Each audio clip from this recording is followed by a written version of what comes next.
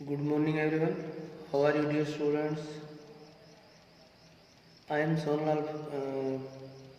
I am Mr. Sonlal, your English teacher. Next part करते हैं tense का, the future perfect tense.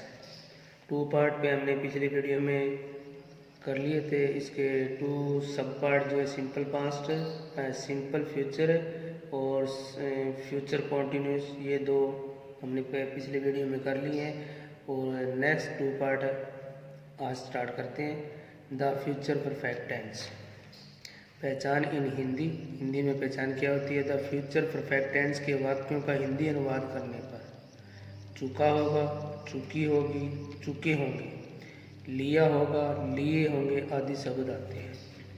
Form in English subject plus will shall plus have plus third form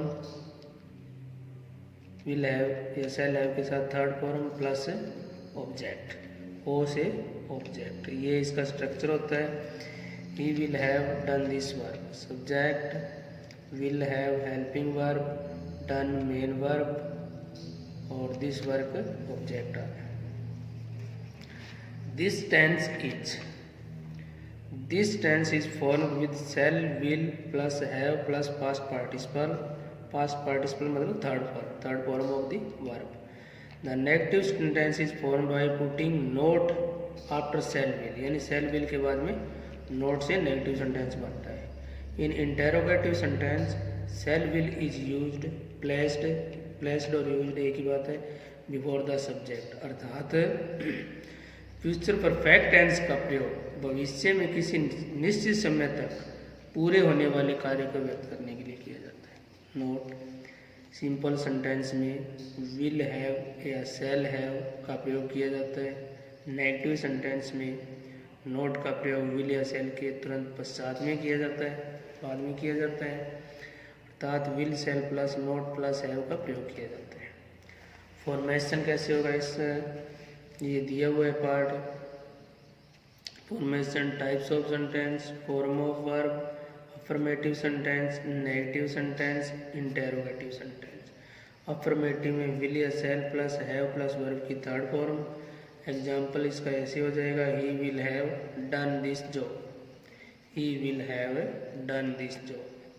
negative sentence में will या shall plus not plus have plus verb की third form, he will have not done this job. Interrogative sentence में will he have done this work. Yes, आगे use of future perfect tense, अर्थात future perfect tense के प्रयोग के नियम।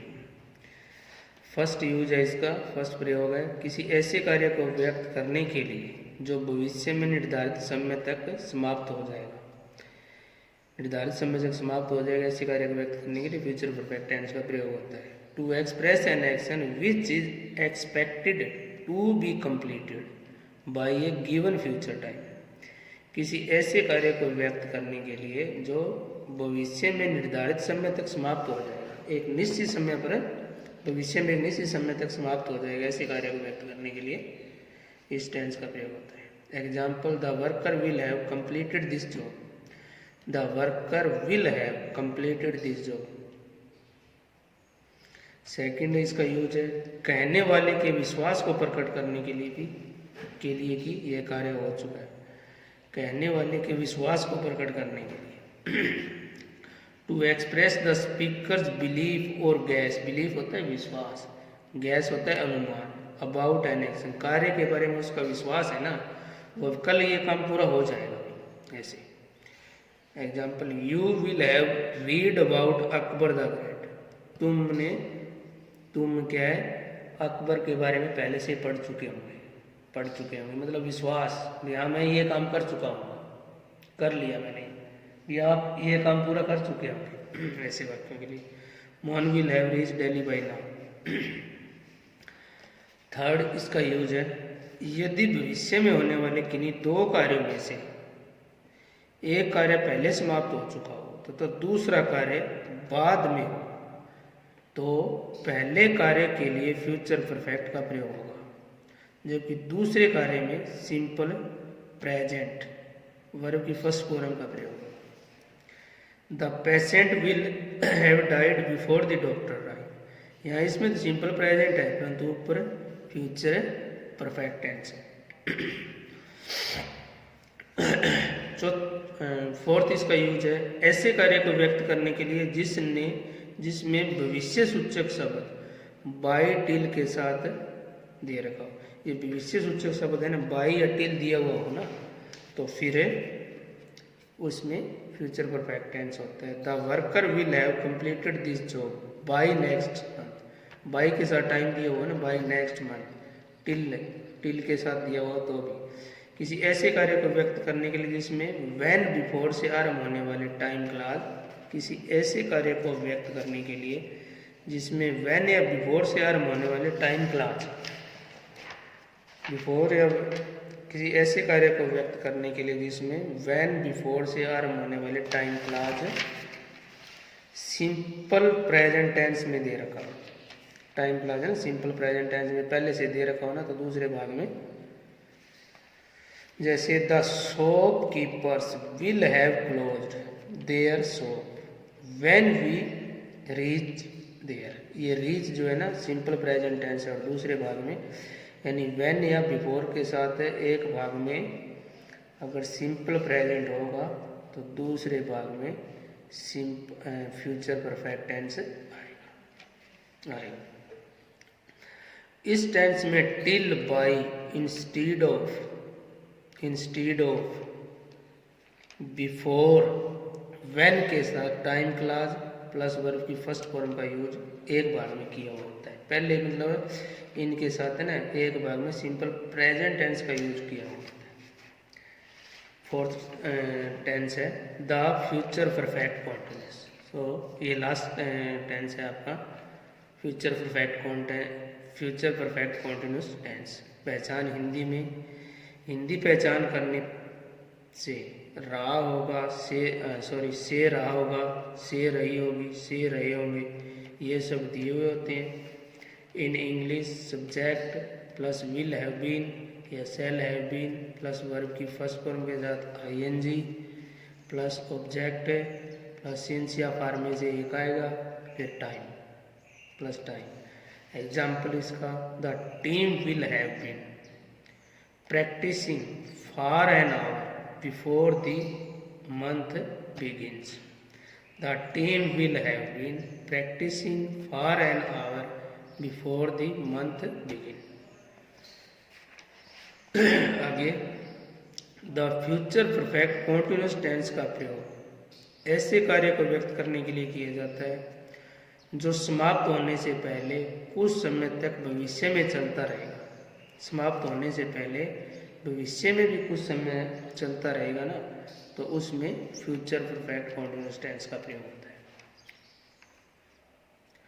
Bye next month we shall have been living in this house 14 year. By next month we shall have been living in this house for 10 years. ठीक है, तो इसमें by next month, by ये शुरू में टाइम क्लास दिया हुआ होता है। बाई नेक्स्ट मंथ, बाई के साथ कोई भी टाइम एक्सप्रेशन दिया हुआ होता है। Formation, type of tense, form of verb, affirmative, negative, interrogative पता ही आपको। सकारात्मक वाक्य, नकारात्मक वाक्य, प्रश्नवाचक वाक्य। इसका रूप कैसे, तो will have plus been plus verb की फर्स्ट फॉर्म के साथ ING plus since for. Affirmative sentence में तो ऐसे आ जाएगा, और नेगेटिव होगा तो will shall plus not plus have been plus verb की फर्स्ट फॉर्म के साथ, यानी विल या सेल के बाद में नोट आ जाएगा, फिर हैव बीन आएगा, यानी विल सेल के तुरंत बाद में नोट लगा देंगे। इंटेरोगेटिव सेंटेंस में will shall plus subject plus have been plus verb की फर्स्ट फॉर्म के साथ आईएनजी, यानी सब्जेक्ट से पहले विल या सेल लग जाएगा। नेक्स्ट है आगे use of future perfect continuous tense. Future perfect continuous tense के प्रयोग के लिए फ्यूचर परफेक्ट कॉन्टिन्यूस टेंस का प्रयोग ऐसे कार्य को व्यक्त करने के लिए किया जाता है जिसमें सिंस फार वाले टाइम के अतिरिक्त भविष्य काल का अन्य निश्चित समय दिया हुआ। देखो फ्यूचर परफेक्ट कॉन्टिन्यूस टेंस का सिंस फार के साथ तो टाइम दिया हुआ ही होगा, परंतु उसके अलावा भी बाई के साथ टाइम दिया हुआ हो सकता है। टाइम क्लास जिसमें सिंपल प्रेजेंट टेंस की फर्स्ट फॉर्म दी हुई हो, एक तो बाई के साथ टाइम दिया हुआ और एक टाइम क्लास व्हेन बिफोर, इस तरह का कोई भी, और उसके साथ वाक्य के एक भाग में प्रेजेंट सिंपल यानी वर्ब की फर्स्ट फॉर्म दी हुई है। एग्जाम्पल इसका, by next month we shall have been living in this house for 10 year. ये तो 10 ईयर तो सिंस फार के साथ तो टाइम दिया हुआ ही है, 10 ईयर दिया हुआ है टाइम, परंतु बाई नेक्स्ट मंथ ये भी दिया हुआ है, यानी इससे इसकी फ्यूचर परफेक्ट कॉन्टिन्यूस टेंस की पहचान होती है। इसके साथ अगर ये दिया हुआ हो ना, फॉर 10 ईयर सिंस मॉर्निंग, इस तरह से देने के साथ साथ अगर बाई के साथ तो कोई टाइम दिया हो तो फ्यूचर परफेक्ट कॉन्टिन्यूस टेंस होगा। दूसरा example, when you reach the garden, when you reach the ground the match will have been going on for 1 hours, अर्थात the match will begin 1 hour before you reach, will still be in progress. 1 घंटे पहले शुरू हो गया था match, परंतु अभी भी will still in be progress, और अभी भी जारी रहेगा। At the time of your reaching, तुम्हारे पहुंचने के बाद में भी वो 1 घंटे तक जारी रहा है। There and will continue even after your arrive, और तुम्हारे पहुंचने के बाद में भी जारी रहा है। इट मीन्स जब तुम मैदान में पहुंचे उससे 1 घंटे पहले मैच शुरू हो गया था और अभी भी जारी है, और जब तुम मैदान पर पहुंचे बाद में भी जारी रहेगा।